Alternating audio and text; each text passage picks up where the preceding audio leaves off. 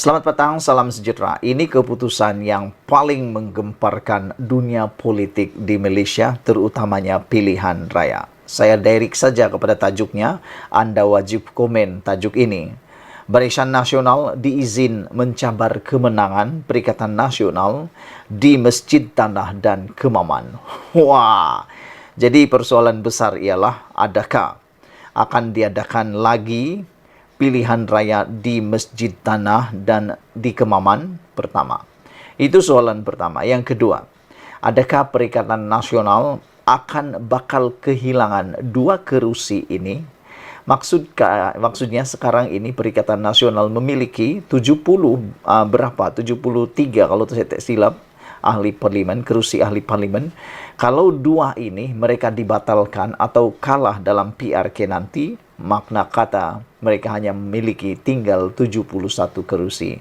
Disangka makin banyak kerusinya, rupa-rupanya makin bakal hilang kerusi Perikatan Nasional. Dua kerusi ini telah dimenangi oleh mereka pada PRU baru-baru ini. Mahkamah Persekutuan hari ini membenarkan Barisan Nasional mencabar dua keputusan yang memihak kepada Perikatan Nasional dalam pilihan raya umum yang lalu. Panel 3 hakim yang bersidang hari ini sebulat suara membenarkan rayuan oleh calon Barisan Nasional untuk kerusi Masjid Tanah di Melaka dan seorang pengundi di Kemaman, Terengganu.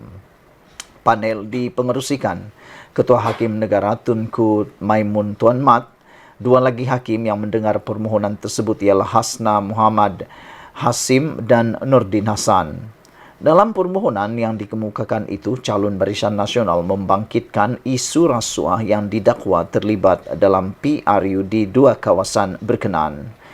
Ketika membacakan keputusan ringkas hari ini, Tengku Maimun berkata, alasan yang dikemukakan perayu bagi dua kerusi berkenaan adalah mencukupi.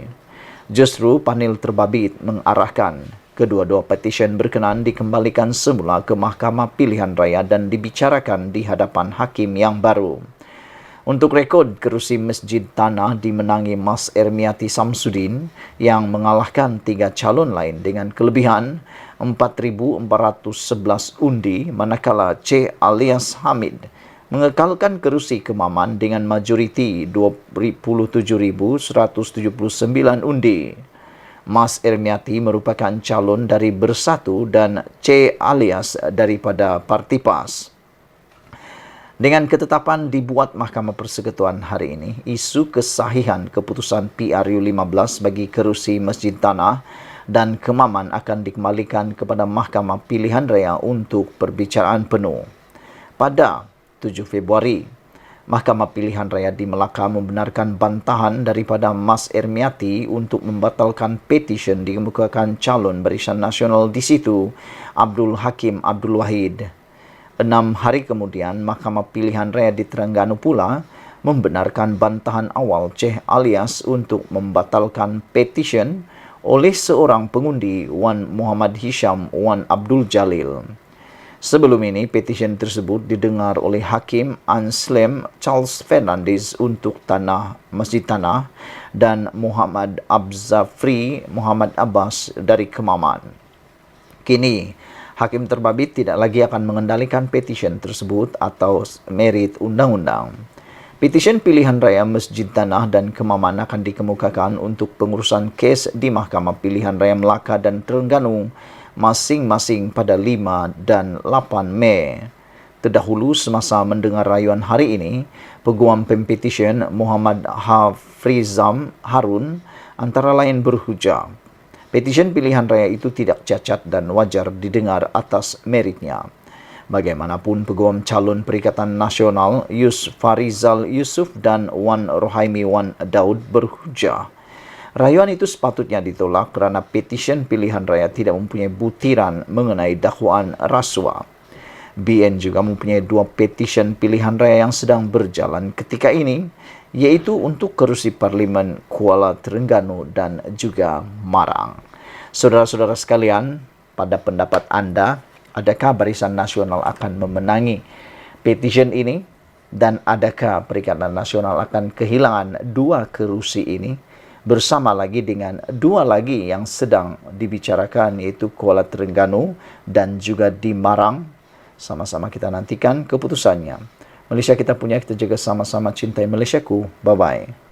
Selamat petang, salam sejahtera. Terima kasih kerana bersama dengan saya di Nazilin Unity Channel. Ini keputusan terkini berkaitan dengan pengampunan Najib Tun Razak yang kita tunggu-tunggu. Apa keputusan atau apa status pengampunan Najib yang terkini? Menurut laporan yang kita terima yang terkini ini mengatakan bahawa lembaga pengampunan bincang rayuan Najib pada masa yang sesuai. Kertas berkenaan akan dipertimbangkan pada masa sesuai mengikut perundangan dan peraturan-peraturan yang terpakai. Kata laporan ini. Sebelum kita teruskan laporan seterusnya, jangan lupa tekan butang subscribe bagi yang kali pertama mengikuti channel ini dan sila tinggalkan komen anda untuk khas bagi isu pengampunan Najib. Adakah anda bersetuju Najib diampunkan dalam masa yang terdekat ini ataupun Najib perlu melalui 2/3 daripada hukuman penjara beliau barulah beliau layak diberikan pengampunan? Tinggalkan komen anda. Lembaga pengampunan yang bersidang di Istana Negara pada 28 April lalu tidak membincangkan kertas rayuan pengampunan bekas Perdana Menteri Najib Razak. Ketua Pengarah Bahagian Hal Ehwal Undang-Undang BHEUU Jabatan Perdana Menteri Khairul Zami Daud yang mengesahkan perkara itu bagaimanapun memaklumkan kertas rayuan itu akan dipertimbangkan pada mesyuarat akan datang. Urus Setia Lembaga Pengampunan juga ingin memaklumkan bahawa kertas rayuan pengampunan Najib tidak dapat dibawa pada mesyuarat Lembaga Pengampunan kali ini.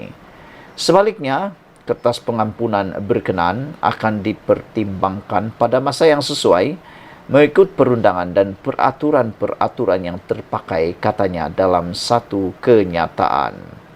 Beliau yang juga setiausaha Lembaga Pengampunan bagi wilayah Persekutuan Kuala Lumpur, Labuan dan Putrajaya berkata, lembaga yang bersidang pada 28 April lalu mempertimbangkan 10 kes rayuan pengampunan di bawah Peraturan 54 dan Peraturan 113 Akta Penjara 2000.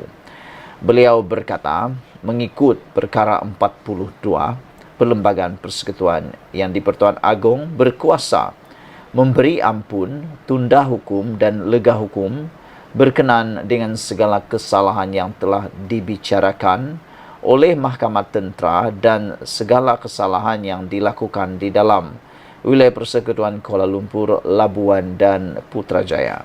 Katanya, Raja atau yang di-Pertua Negeri sesuatu negeri pula berkuasa memberi ampun, tunda hukum dan lega hukum. FMT sebelum ini melaporkan lembaga pengampunan tidak membincangkan permohonan memohon Najib diampunkan menurut sumber. Sumber menyangkal laporan mendakwa lembaga yang dipengerusikan oleh Yang di-Pertuan Agong itu akan membincangkan permohonan untuk Najib itu Jumaat lalu. Najib dipenjarakan tahun lepas selepas Mahkamah Persekutuan mengekalkan pensabitan beliau dalam kes SRC Internasional. Beliau disabit kesalahan pada Julai 2020 atas kesalahan tuduhan salah guna kuasa, penggubahan wang dan pecah amanah berkaitan dengan dana SRC berjumlah RM42 juta. Mahkamah menjatuhi hukuman penjara 12 tahun dan denda RM210 juta terhadap Najib. Pada 31 Mac lepas, sidang 5 Hakim Mahkamah Persekutuan secara majoriti menolak permohonan Najib meminta pensabitan dan hukumannya disemak semula. Sekian dulu untuk kali ini. Jangan lupa share video ini. Itulah dia keputusan terkini pengampunan Najib yang memang menggemparkan kita semua. Kita jumpa lagi. Bye-bye.